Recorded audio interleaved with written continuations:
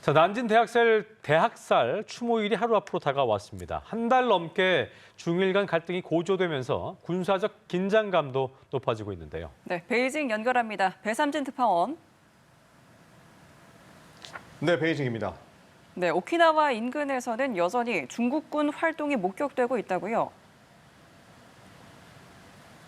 네, 중국 항모 라오닝 함전단이 오키나와와 미야코 제도 일대 해역에서 일주일째 훈련을 이어가고 있습니다. 최근 보급함이 합류한 정황이 포착되면서 한 달 이상 장기간 활동할 가능성까지 거론되고 있는데요. 일본 방위성은 중국 항모전단 활동이 과거보다 활발하고 광범위해졌다고 우려하며 훈련 일상화 가능성까지 제기했습니다. 중국과 일본이 중국 전투기의 레이저 조준 논란으로 공방이 확산된 가운데 중국과 러시아의 폭격기 4대가 동중국해 일대를 누비는 장거리 공동 비행도 실시했죠. 일본을 겨냥한 행보인데 미국의 B-50 전략 폭격기 2대와 일본의 F-35 전투기 등 6대가 맞불 대응에 나서기까지 했습니다.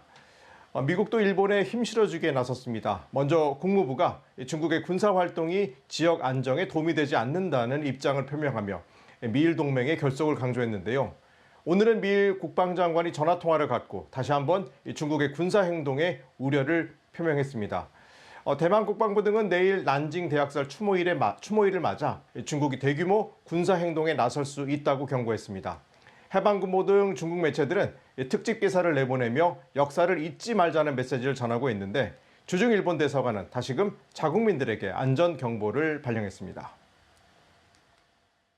政府としては我が国周辺の軍事動向について引き続き重大な関心を持って注視するとともに情報収集、警戒監視に万全を期してまいります。 자, IMF와 세계은행, WTO 등 국제기구 수장들이 중국에 모인 가운데 올해 중국의 경제 성장률을 높여 잡았는데 시진핑 주석 주재로 내년도 경제 방향도 확정이 됐다고 하죠? 네, 중국의 국제통화기금과 세계은행, 이 세계무역기구, 국제노동기구 등 10개 주요 국제기구 수장들이 베이징에 모였습니다. 세계경제 둔화 속에 중국의 역할과 책임 등을 주요 의제로 논의했는데요. 무역 규제와 공급망 분절 등 그 위험에 대한 대응 방안과 IMF와 WTO 개혁 문제도 함께 다뤄졌습니다. IMF와 세계은행은 높은 수출과 재정 부양책을 거론하며 올해 중국 성장률 전망치를 잇따라 상향 조정했습니다. Despite sizable shocks, China's economy has shown remarkable resilience.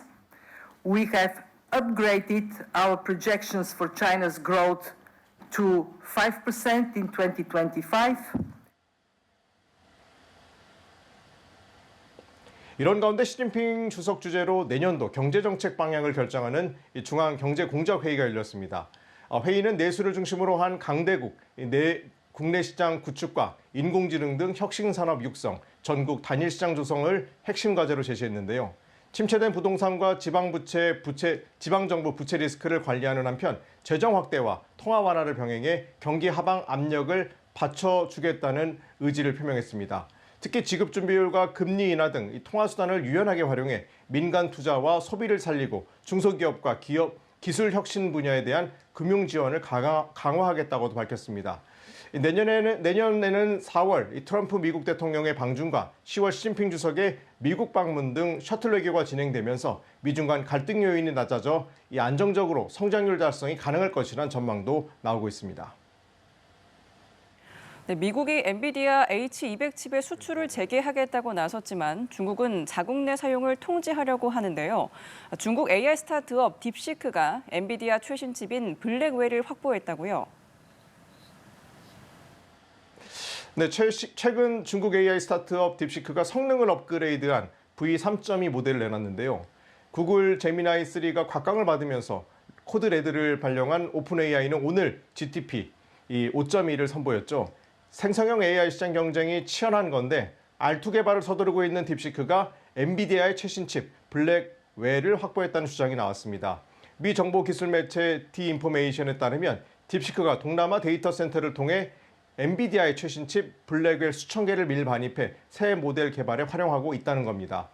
자, 이런 가운데 미국은 최근 H200의 대중 수출을 제한적으로 허용했지만 중국 정부는 보안 우려를 이유로 공공부문 사용을 통제하는 방안을 검토 중인데요. 기술 자립 기조 아래 하웨이와 캠브리콘 등 자국 반도체 사용을 확대하겠다는 구상입니다. 하지만 로이터에 따르면 바이트댄스와 알리바바 등 중국 빅테크들은 여전히 엔비디아의 칩 구매 가능성을 타진하고 있는 것으로 전해졌습니다. 중국 대학과 데이터 센터, 군 관련 기관들까지 비공식 경로를 통해 H200 확보를 시도한 정황도 포착되고 있는데요. AI 개발이 발등에 불인 기업들 입장에서는 급한 불을 끄는 게 먼저로 해석이 됩니다. 결국 미중 AI 경쟁은 모델 성능 싸움을 넘어서 엔비디아 칩을 둘러싼 공급망 주도권 전쟁으로 옮겨가는 모습입니다. 자, 그런가 하면 최근 중국에서 공연 도중에 흑곰이 조련사를 공격하는 일이 있었는데 이를 포함한 중국 소식들 정리해 볼까요? 네, 중국 항저우의 한 야생동물원에서 공연 도중 흑곰이 조련사를 공격하는 사고가 발생했습니다. 이 동물원 측은 먹이 냄새에 흥분한 우발적 사고라고 해명했지만 영상이 확산되며 동물 공연의 비윤리성이 도마에 올랐습니다. 이 공연 전 장기간 굶기는 훈련 방식과 영양 실조 의혹까지 제기되면서 확대 논란이 커지고 있는데요. 중국 당국이 동물 공연을 금지했음에도 사고가 반복되자 관리 감독 부실에 대한 비판도 이어지고 있습니다. 중국 중고거래 플랫폼에서 신부 사진 1,200장이 우리 돈 400원에 판매돼 개인정보 침해 논란이 일고 있습니다. 이 사진들은 웨딩, 미용 업계의 홍보물 도용, SNS, 가짜 후기, 광고 이미지 등 상업적 활용을 목적으로 거래된 것으로 확인됐는데요. 대부분 SNS와 웨딩 업체 계정에서 무단 수집된 사진으로 실제로 상당수가 이미 판매된 상태였습니다. 중국 당국은 불법 도용 수사에 나섰지만 온라인 거래 특성상 추적이 어려워 유사 범죄는 반복되고 있습니다. 중국 후난성 주저우에서 로보택시가 시민 2명을 덮쳐 중상을 입히는 사고가 발생했습니다. 중국 업계는 이번 사고가 중국 로보택시 운행 사상 첫 중대 인명사고로 평가하고 있는데요. 이 사고 차량은 헬로가 시범 운영하고 있던 로보택시로 회사는 즉시 운행을 중단하고 당국은 전면 점검에 착수했습니다. 로보택시 사용화를 서두르고 있는 중국에서 안전성 검증과 규제 강화 논란이 본격화되고 있습니다. 지금까지 베이징에서 차이나워치였습니다.